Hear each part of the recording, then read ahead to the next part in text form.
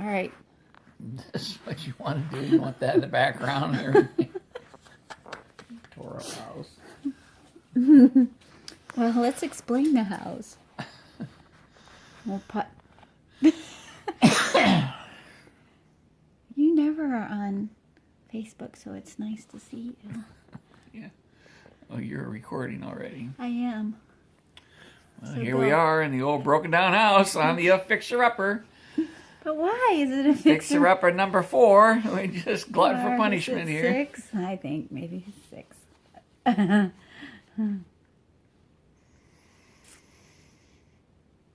So, should we talk about what we were talking about at supper for As you wish. Princess Bride? So, we were talking at supper about, I'm sorry, I'm not going to do very well at this. As parents with an autistic or disabled child, because we've been foster parents to other children that have been special needs as well. So, Makes it look like you're talking out of the side of your mouth. Stop it. I can't do anything and be serious with you.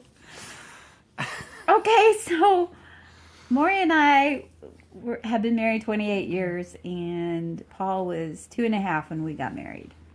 And Mori was on the journey with autism with me, finding out, why Paul was the way he lovingly is and was. And he's so much better now. I mean, helping understand where he's coming from. That Paul was first guy diagnosed in Steuben County with autism at his age, and very rare and unusual. I remember going through the interview process and evaluation process with the team from the state. IU. They came to the school, interviewed here, looked for traits, looked for things, characteristic things to see what was clicking with Paul, what would work, what... I think I agree. Okay, so Maury's stepdad.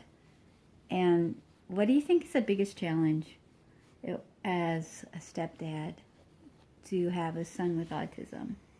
I don't think it matters whether you're stepdad or your dad. Every child needs to know that there's the buck stops with somebody. There's nothing wrong with laying guidelines and limits and expectations in your home. Mm-hmm. You, as a parent, you want your children to be contributors, acceptable people in society and in culture. And if you just let them go hog wild, they will be hog wild. And they'll learn that somebody will be the buck stop guy. It may be the police officer. It may be the bigger bully on the playground. Somebody is going to be the one that establishes the lines. And so it's either going to come very offensive and very aggressive to them, or you as a parent can help say, these are things you need to step within these guidelines, and I'm doing these things because I love you, because I care for you enough now. And if you don't address things now, at a 5-year-old, you're going to have the same thing at a 15-year-old, you're going to have the same thing at a 30-year-old body. The same behavior, the same reactions, the same things that are offensive in life and culture. And somebody will lower the boom, and there's always a bigger fish. And it's learning to be a contributor into our society, our community, our families, and it's not all about you. And for you daddies, you have no intentions of harming your children. For you mommies, you trusted this man enough to make this baby and to come into the world together. Do you trust this man enough to love him and let him love your son or your daughter? Probably more specifically as dads to sons. Moms can want to protect their kids, and that they should. That's the way a mommy thinks. Mm-hmm. But will you release your husband to say, I trust you, that you won't abuse this child, but you're helping him understand there's a line that you cross, and enough's enough. That's not the way we're going to work. Yeah, that's been an issue. I think it was a tough one, especially when Paul was young, and having the aspect of Paul going to visit his other family every other weekend, and I had to realize, and it was a sweet little gal at a women's retreat that knew us and knew Maury and knew our situation, and I was complaining that I felt like Maury was too hard on Paul. And she was really, really kind and very wise when she told me, she said, "Do you think Maury loves Paul?" I'm like, "Oh, I know he does." She said, "Can you trust Maury with Paul?" And I said, "Emphatically, I can." And she said, "Then get out of the way." Oh, and so I realized that I needed to step out of the way, like even remove myself from the room. Do we always do it even right now? No, sometimes I can put my oar in, and sometimes I do need to put my oar in, but guys react differently to guys, and the mom-son relationship is different than the dad to son. And as women, we need to really...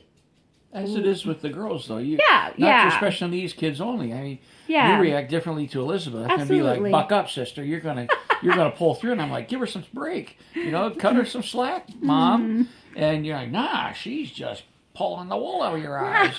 And I think, well, that's the same that I see with the boys. And thinking, well, they got Mom hoodwinked on this deal. And yeah. It's true. You as a man, you get it when you see your son reacting a certain way. You as a mommy, you get it when you see your daughter trying to manipulate the situation. And our children, our special needs children, or our regular children, if you will, all of our children, they're not dummies. They figure it out. And they understand Mom and Dad. They understand who's going to click. They understand who's got the hot button. Whose button can they push and get a response. That's the way we are as humans. Mm-hmm. We know the same thing. How I can push your buttons and I can set you off if I want. Do I want to? It's not very fun. Is it the same with friends? People we work with? There's some people we can... Gosh, I can't hold this very still. We want to be... Babe. It's careful how we deal with all of humanity, but especially our children. God has put them in our lives so we help develop them to be godly men, godly women, so that they learn how to work within parameters to be successful in life, so they can be loved by people, so they can journey through life successfully. I think that one of the biggest challenges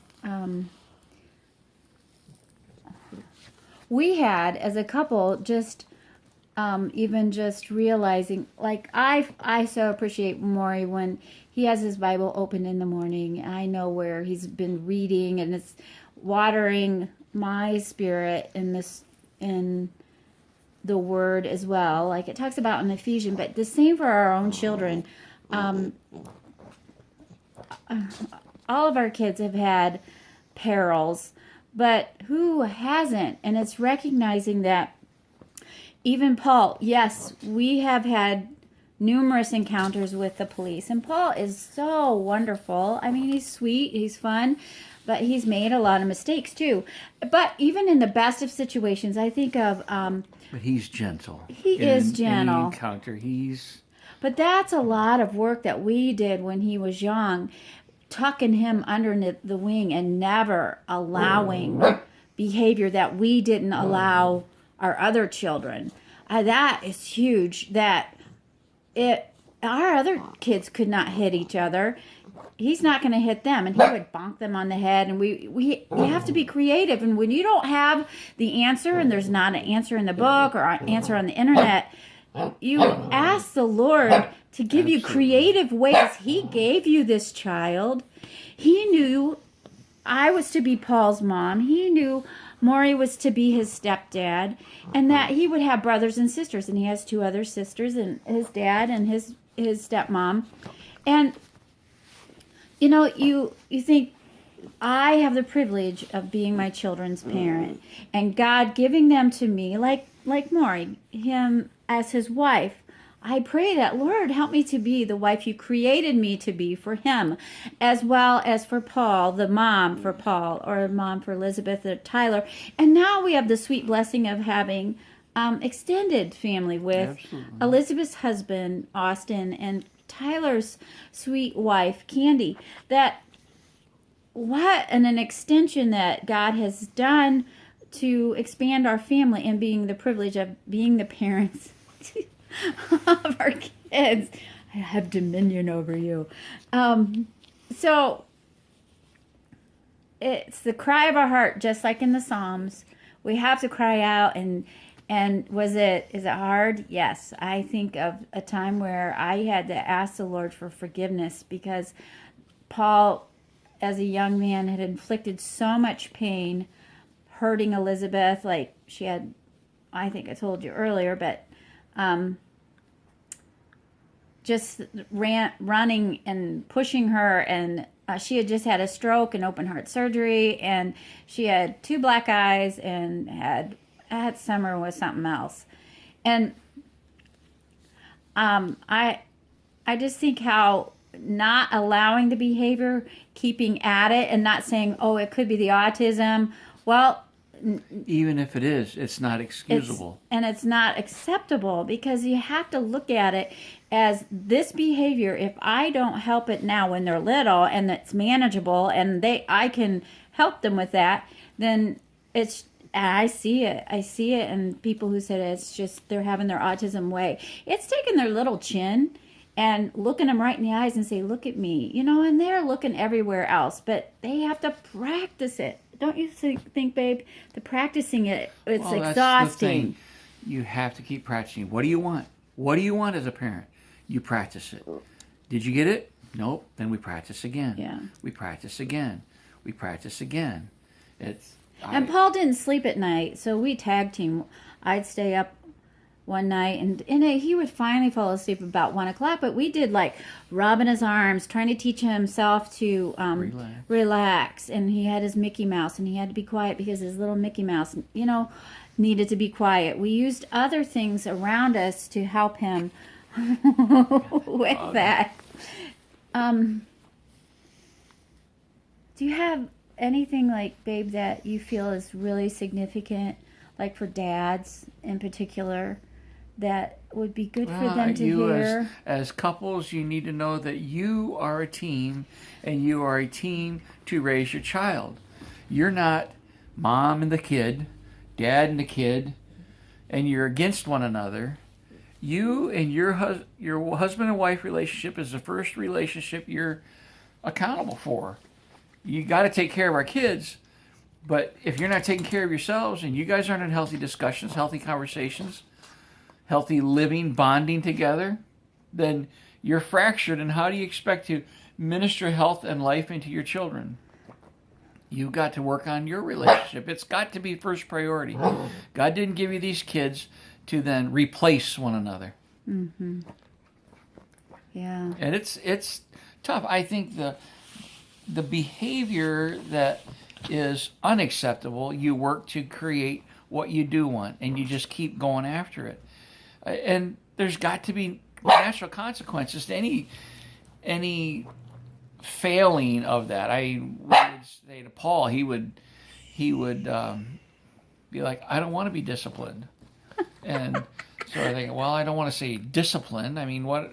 It's not that we paddled him, but he would say, I don't want to pay the toll. I don't want to pay the toll.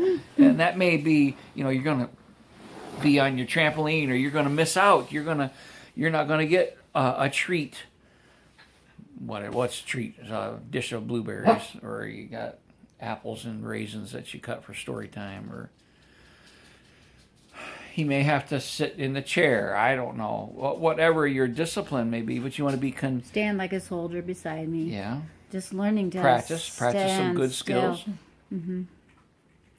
What do you think about manners? Is it acceptable? You want to sit at a table and belch like a bum? And, lean over and fart at the table? Well, that's just because that's who I am. Or do you have manners? I mean, what are you going to do when you're sitting next to a lady someday? You want to impress her. You're going to just belch like a bum? What's the acceptable thing? Or what's the right thing? You have an opinion about that belching and farting, don't you? Well, we all do it, but not everybody needs to know that you do it.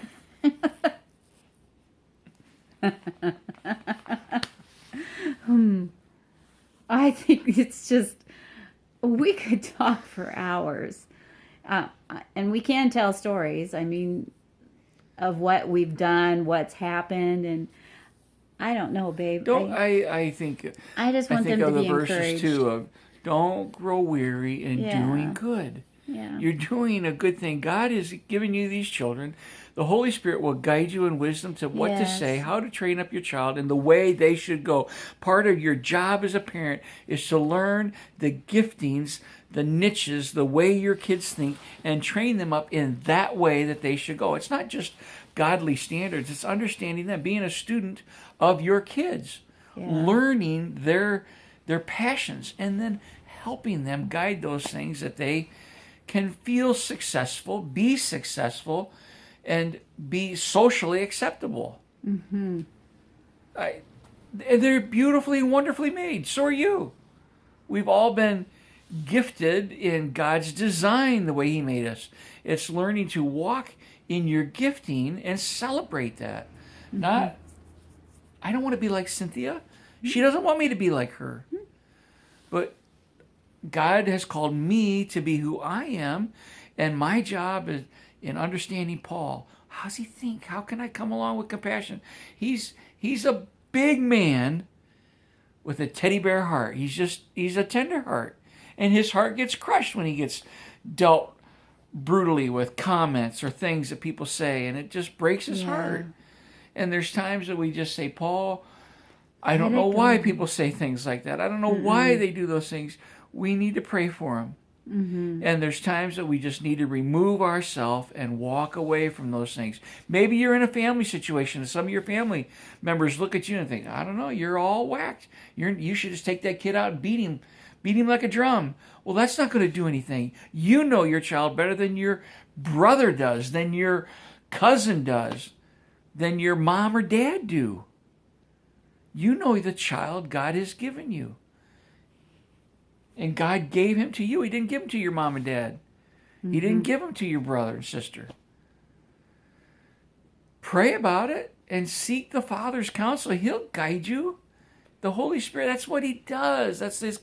When Jesus said, I'm going to send another comforter, I'm going to guide you in wisdom and truth. So call upon the Lord. What's the word say? Blessed are those. Not blessed are those, but I'm not sure what you're thinking. Well, you shall run with... they that wait upon the Lord shall renew their strength. They shall mount up with wings like eagles. They shall run and not be weary. They shall walk and not faint. That you will wait in the presence of the Lord, and He will guide you, and He'll strengthen you to do the things that you think are impossible. But under His guidance, you can do all things through Christ, who strengthens us. Don't try to do it on your own. You can do a lot for a little while, and then you'll be exhausted. And maybe you're there today, and you're thinking, I've tried for 10 years, I'm exhausted. Well, stop doing it in your strength. Yeah. Lean on each other. And Go to bed at night and kiss your man. Tell him you love him. Tell your children you love them. Don't grow weary doing the good thing. Be consistently loving. And if you're at a spot you don't have anything else to give, that's a sign to you. You've got to take care of yourself so you have something to give. So ask others for help. Let people bless you. Don't try to be a superhero. That's hard. I will say that. That was really hard when Paul was young. But We'll get some help. yeah. And we did, So didn't you're we? not fried. Yeah. Well, blessings to you guys. Thank you, babe. God bless you. Be faithful. You're doing it as unto the King, everything that we do. You do what you do in your parenting, in your job, in your relationship with your partner. You do it to honor the Lord. And when you seek first His kingdom and His righteousness, then all these other things will be added unto you. But your priority has got to be with the Father and honoring Him. Yeah. And that's your first relationship. Don't lose your first love with the Father. Yeah. Because Jesus sees you and He knows you. He just longs to be with you. And He wants to help you. Be encouraged. Don't be discouraged. God doesn't give you something that is impossible for you to bear. Patience, just patiently. How do you eat an elephant? One bite at a time. How do you take care of these kids? One lesson at a time. And tomorrow begins today. So that's a really good analogy of knowing what to do. That what we do today affects our tomorrow. Blessings.